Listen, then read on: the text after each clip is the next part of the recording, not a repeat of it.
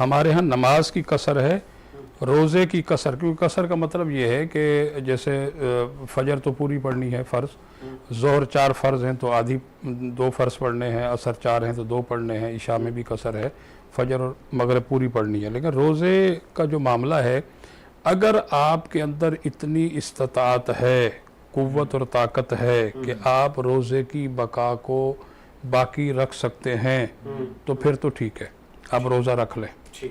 अगरचे नहीं, बामरे मजबूरी आप जो है इस सफ़र के अंदर निढाल हो जाएंगे, आप रोज़े को नहीं रख पाएंगे, तो फिर इजाज़त है कि आप उस रोज़े की फिर जब पहुंच जाएं तो फिर कज़ा करें। मैं अर्ज़ कर रहा हूँ, देखें इसमें तो कोई दो राय नहीं है कि शैतान रमज़ान में कैद नहीं कर किया जाता, वो तो यकीनी तौर पर रमज़ान मुबारक में कैद कर दिया जाता है। सही, ठीक है, ये अहादीस सहिया से साबित है। कि रही बात ये, देखें अल्लाह ताला ने आपके सामने 2 रास्ते रख दिए। सही, ठीक है, एक जन्नत का रास्ता है, एक जहन्नम का रास्ता है।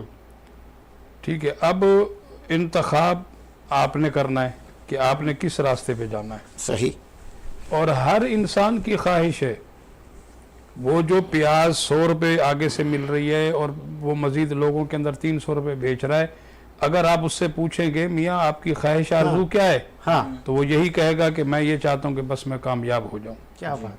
ठीक है, हर एतबार से देखें, आलिम हो या ताजिर हो, हकीम हो या तबीब हो, हर एक की ख्वाहिश आरज़ू यही है कि मैं कामयाब हो जाऊँ।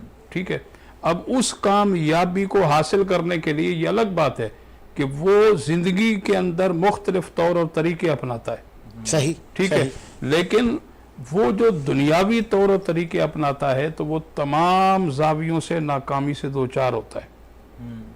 ठीक है, सही, कामयाब कौन होता है, फिर अल्लाह के कुरान की तरफ हम आएंगे।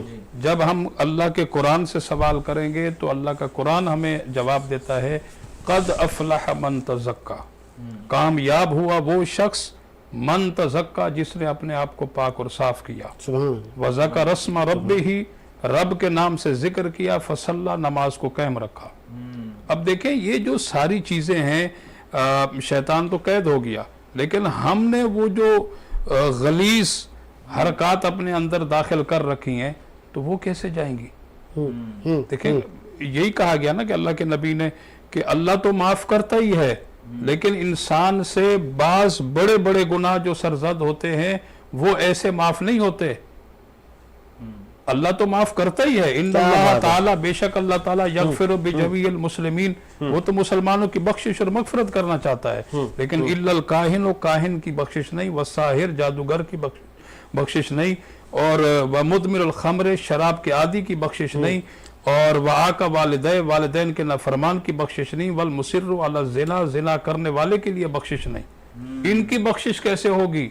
हुजूर ने फरमाया, इन्नल अब्दा, बेशक बंदा, इदा तरफ अपनी गलती का इतराफ करे, सुम्मा ताबा, फिर तौबा करे, ताब अल्लाहु अलैहि, अल्लाह उसकी तौबा को कबूल फरमाएगा।